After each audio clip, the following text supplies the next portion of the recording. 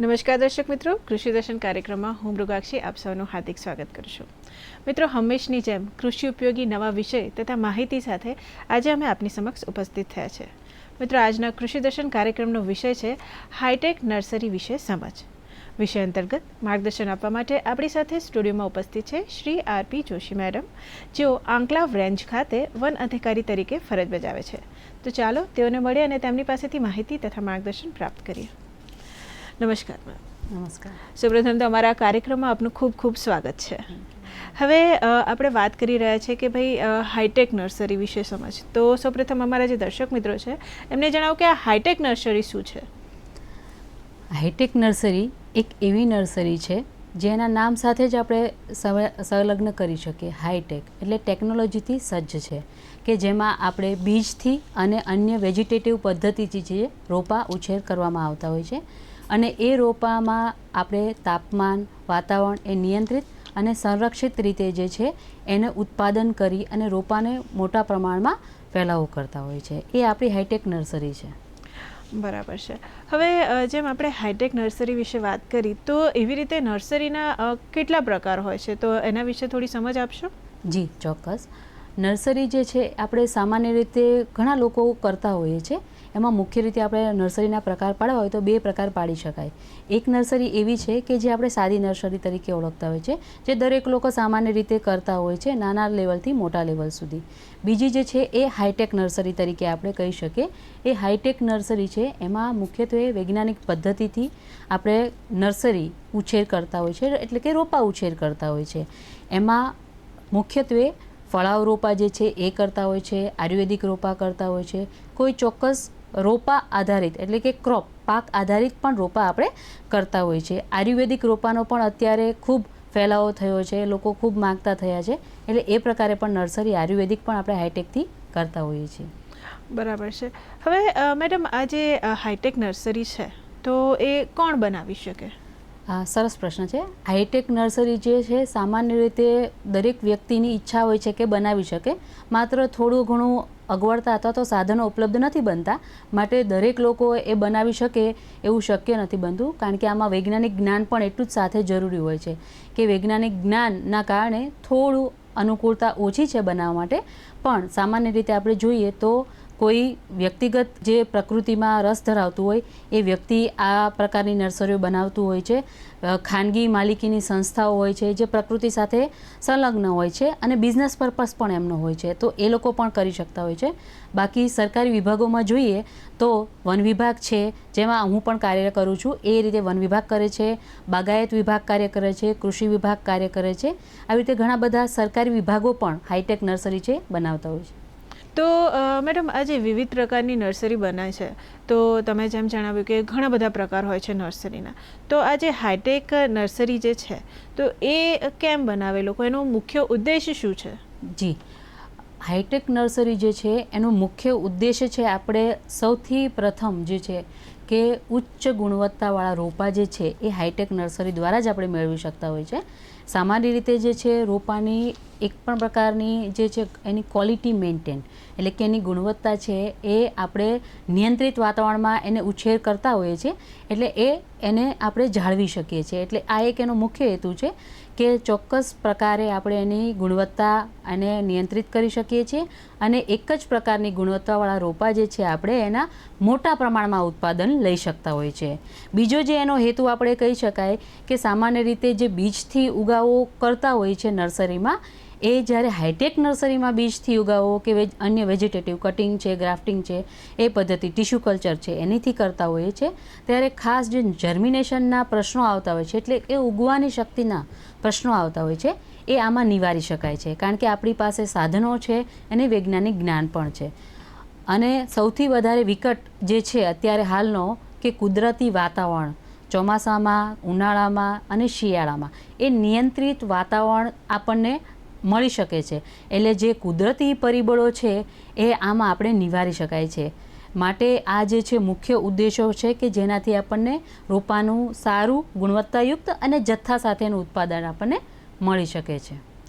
બરાબર છે. એટલે એવું કહી શકાય કે જો હાઈટેક નર્સરી છે તો એના દ્વારા એક તો ગુણવત્તાસભર ઉત્પાદન મળે છે અને એક સરખું, જેમ તમે જણાવ્યું કે દરેક વખતે એક જ સરખું અને એનું જે કહેવાય જથ્થા સાથે ઉત્પાદન મળી શકે છે હાઈટેક નર્સરી દ્વારા. હવે આ જે હાઈટેક નર્સરીની વાત કરી રહ્યા છે તો એના લાભાર્થી જે છે એ કોણ કોણ હોઈ શકે? જી ચોક્કસ. હાઈટેક નર્સરીના લાભાર્થી જોઈએ તો સામાન્ય રીતે આપણે ખેડૂતો છે, અત્યારે આપણા સમાજમાં બહુ મોટો એમનો ભાગ છે ખેતી સાથે અને બીજા ખેતી સાથેના જે વિષયો છે સંલગ્નિત, એમાં પણ તો જે ખેડૂતો જે છે એ સૌથી મોટો આપણો લાભાર્થીનો એક એરિયા કહી શકાય. સાથે સાથે અત્યારે હવેના આ કોરોના કાળ પછી જે અન્ય પ્રાકૃતિક સાથે સંકળાયેલી સંસ્થાઓ છે, એટલે કે NGO છે, એ મિત્રો અને કોર્પોરેટમાં પણ જે કામ કરતી સંસ્થાઓ છે એ પણ અત્યારે આ હાઈટેક નર્સરીઓનો લાભ લઈ શકતા હોય છે. બરાબર છે. તો ખરેખર મેડમ ખૂબ જ સરસ અત્યારે આપણે હાઈટેક નર્સરી વિશે માહિતી મેળવી રહ્યા છે. દર્શક મિત્રો, હજી પણ માહિતી અને માર્ગદર્શનનો દોર આમ જ ચાલુ રહેશે, પરંતુ અહીંયા સમય થઈ ગયો છે એક નાનકડા વિરામનો. લઈએ એક વિરામ.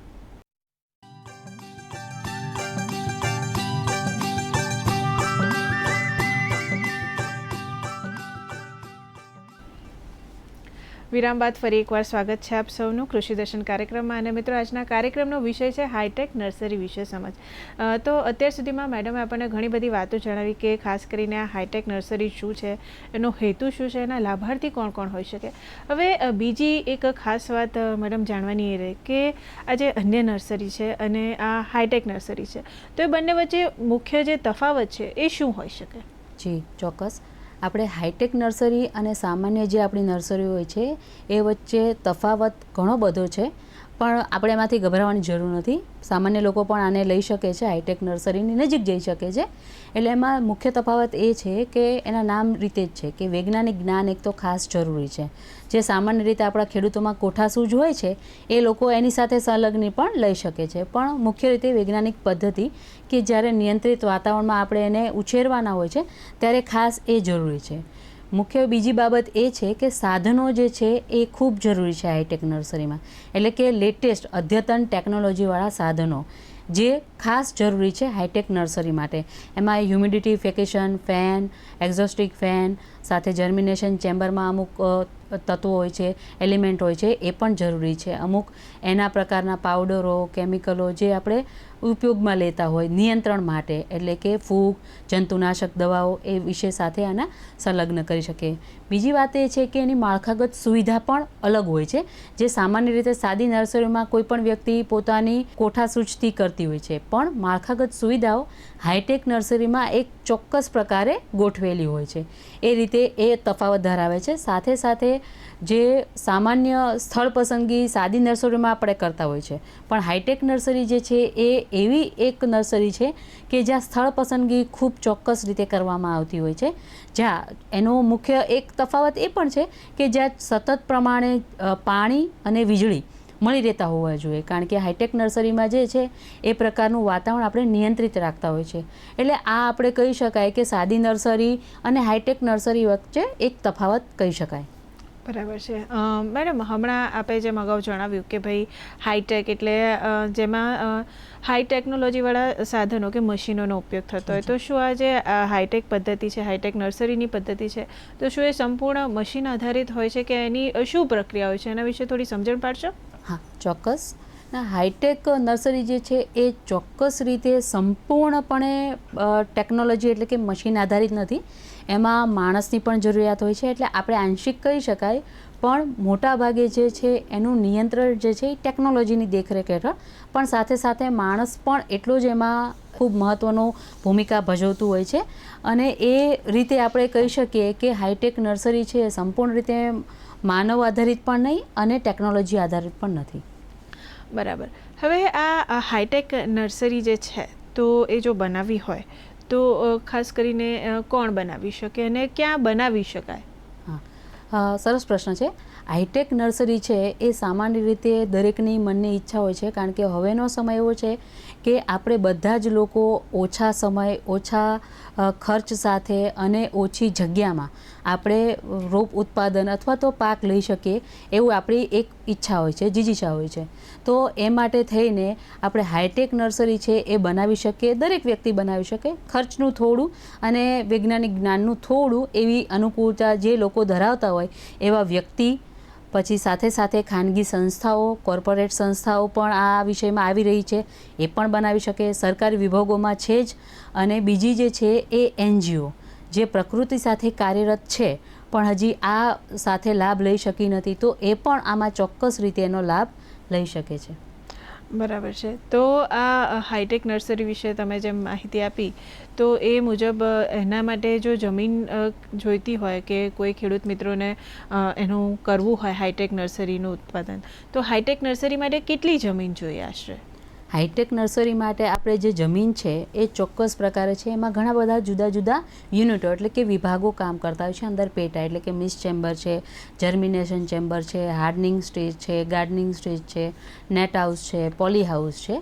આવા ઘણા બધા પ્રકારના યુનિટો હોય છે. તો જેની માટે થઈ અને એક ચોક્કસ પ્રકારના એના યુનિટની સાથે જમીન આવશ્યક છે. એટલે તમે સમજી લઈએ કે આપણે કોઈ વ્યક્તિ છે એની પાસે 5-6 વીઘા જમીન હોય, એટલે કે 1 હેક્ટર જેટલી જમીન હોય, તો એ ખેડૂત અથવા તો સંસ્થા અથવા વ્યક્તિ આસાનીથી એટલે જમીન લઈ અને એ હાઈટેક નર્સરી બનાવી શકે છે. હવે હાઈટેક નર્સરી વિશે આપણે ઘણી બધી વાતો કરી, પણ એના જે મુખ્ય ઘટકો છે, જેમ તમે જણાવ્યું કે ઘણી બધી પ્રક્રિયાઓ હોય છે, મશીનથી બી થાય છે અને માણસોથી બી થાય છે. તો એ હાઈટેક નર્સરીના જે મુખ્ય ઘટકો છે, તો એના વિશે અમારા જે દર્શક મિત્રો છે એમને સમજાવશો? હા, ચોક્કસ.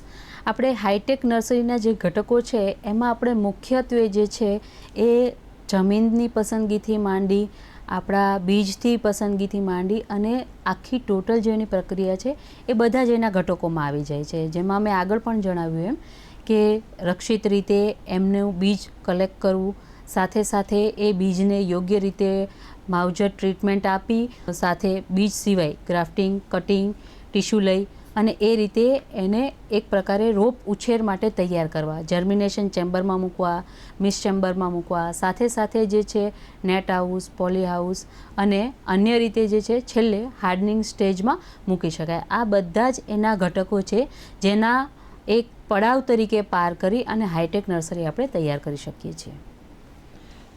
બરાબર. હવે મેડમ, તમે જેમ કીધું કે અલગ અલગ સાધનોનો ઉપયોગ કરવામાં આવે છે, આ સાથે ઘણા બધા પડાવ હોય છે, ઘણા બધા સ્ટેજીસ હોય છે.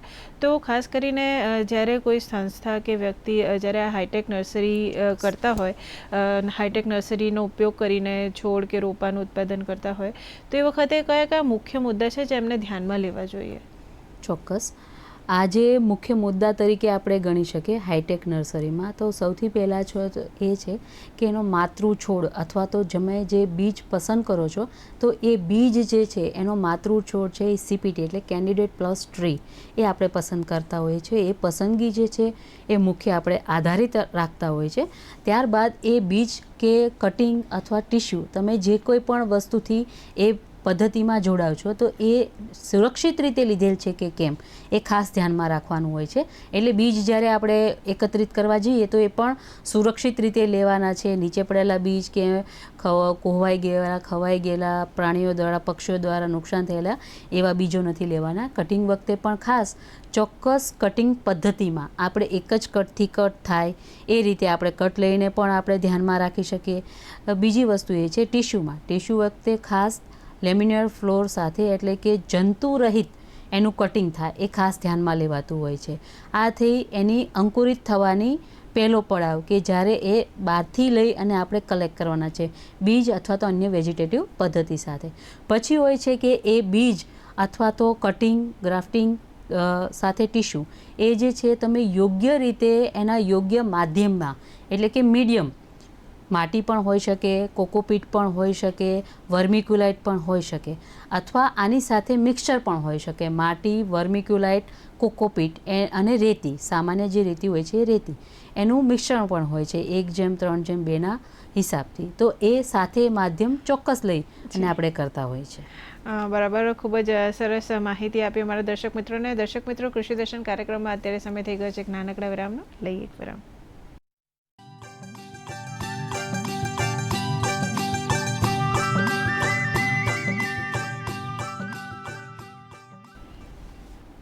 વિરામ બાદ ફરી એકવાર સ્વાગત છે આપ સૌનું કૃષિ દર્શન કાર્યક્રમમાં. અને દર્શક મિત્રો, આજના કાર્યક્રમમાં આપણે માહિતી મેળવી રહ્યા છે હાઈટેક નર્સરીના સમજ વિશે.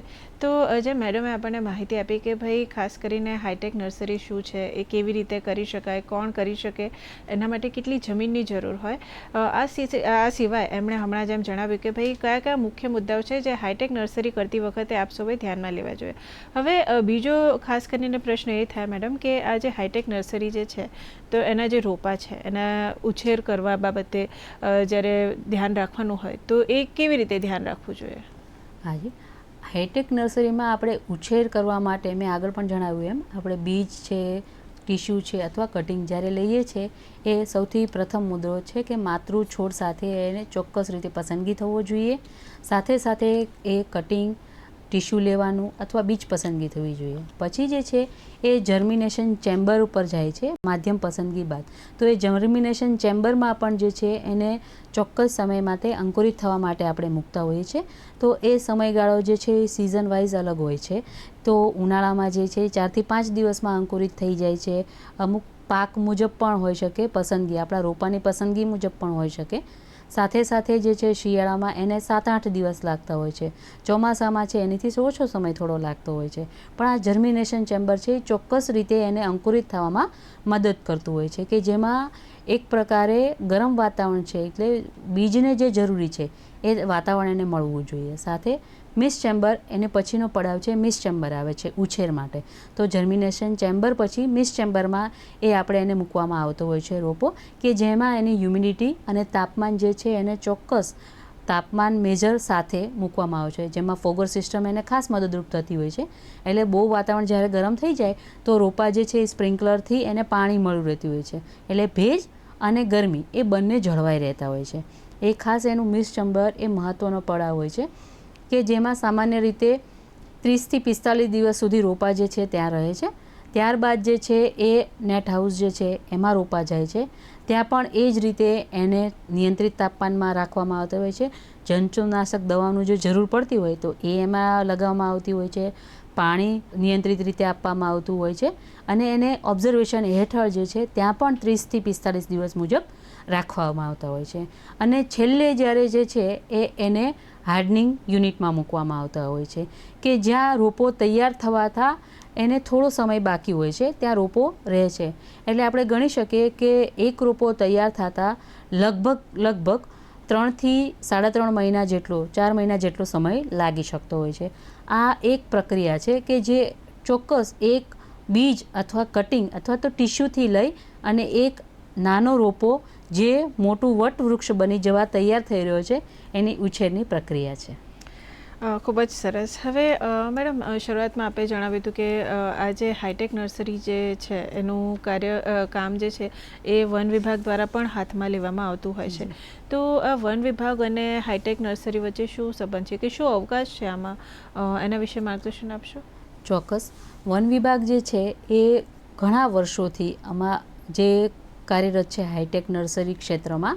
એટલે નર્સરી તો વન વિભાગમાં હોય જ છે. ઘણા બધા પ્રકારની નર્સરી હોય છે. એમાં લાભાર્થી આધારિત પણ નર્સરી હોય છે અને જે વન વિભાગની પોતાની આગવી ઓળખ છે નર્સરી તરીકેની કે વિકસાવવા તરીકેની એ વન વિભાગ કરતું હોય છે. પણ સાથે સાથે જે એમાં હાઈટેક નર્સરી છે કે એમાં ચોક્કસ પ્રકારના વિભાગોને આ પ્રકારની નર્સરીઓ બનાવવા માટે સરકારશ્રી તરફથી અપ્રોચ કરવામાં આવતો હોય છે. તો એ સંશોધન વિભાગ છે એ હાઈટેક નર્સરી અત્યારે સંભાળી રહ્યો છે. સામાજિક વનીકરણ વિભાગની ઘણા બધા ડિવિઝન અથવા તો રેન્જ કક્ષાએ પણ જે છે હાઈટેક નર્સરીઓ ઉત્પાદન લેતા હોય છે.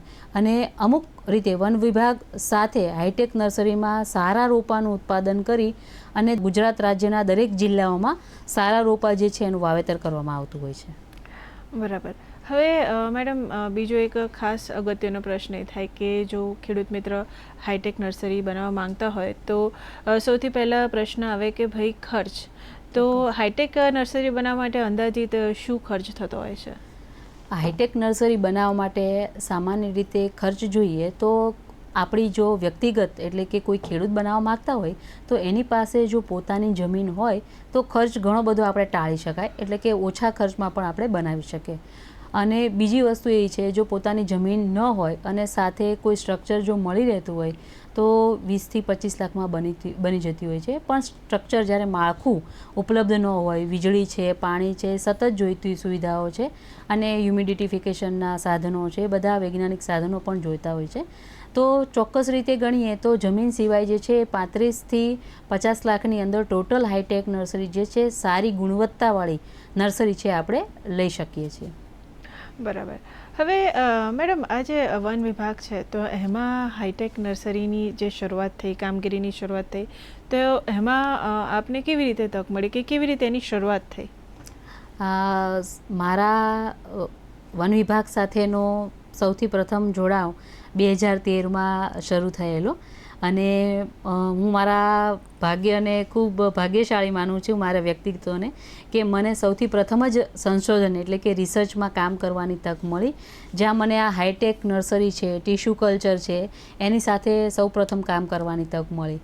એટલે કે સાથે સાથે નર્સરીઓ બધા લોકો વિકસાવતા હોય છે, પણ હાઈટેક નર્સરી અને ટિશ્યુ કલ્ચર નર્સરી જે છે એ બહુ શીખવા માટેની વ્યક્તિ તરીકે બહુ ઉત્તમ તક છે, જે મને ગુજરાત સરકારથી વન વિભાગ તરફથી મળેલી, કે જેના માટે મને સરકારશ્રી તરફથી ઘણી બધી ટેકનોલોજી પણ શીખવાડવામાં આવેલ, કે જે એક ચોક્કસ પ્રકારનું વૈજ્ઞાનિક જ્ઞાન છે તાલીમ સમય અંતર્ગત અમને લોકોને આપવામાં આવતું હોય છે વન વિભાગના તાલીમ કાર્યક્રમો દરમિયાન. અને અલગ અલગ પ્રકારે જે છે રોપા ઉછેર કરવા, રિસર્ચમાં ટ્રાયલ એન્ડ એરર અને પછી સક્સેસ મળે છે, એ રીતે કામ કરવાની તક જે છે એ વન વિભાગ દ્વારા મને 2013માં મળેલી. બરાબર.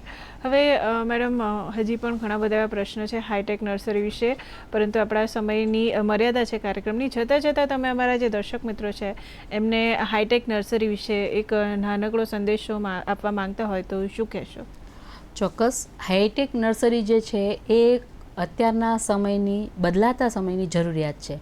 એટલે કે હવેનો સમય છે આપણી પાસે સમય, સ્થળ અને ખર્ચ બધી રીતે આપણે અત્યારે ખૂબ ઓછા સમયમાં વધારે ઉત્પાદન લઈ શકીએ એ માટે આપણે હાઈટેક નર્સરી છે એમાં આગળ વધવું જોઈએ.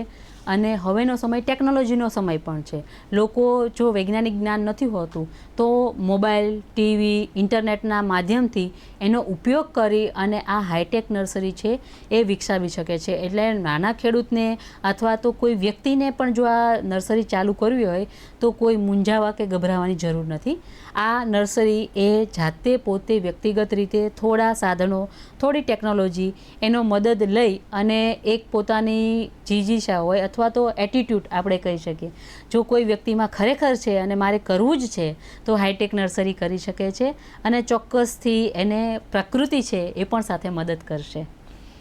તો મેડમ ખરેખર આપ અમારા કાર્યક્રમમાં આવ્યા, અમારા દર્શક મિત્રોને હાઈટેક નર્સરી વિશે આટલી બધી સમજ આપી એ બદલ આપનો ખૂબ ખૂબ આભાર. Very much. Thank you.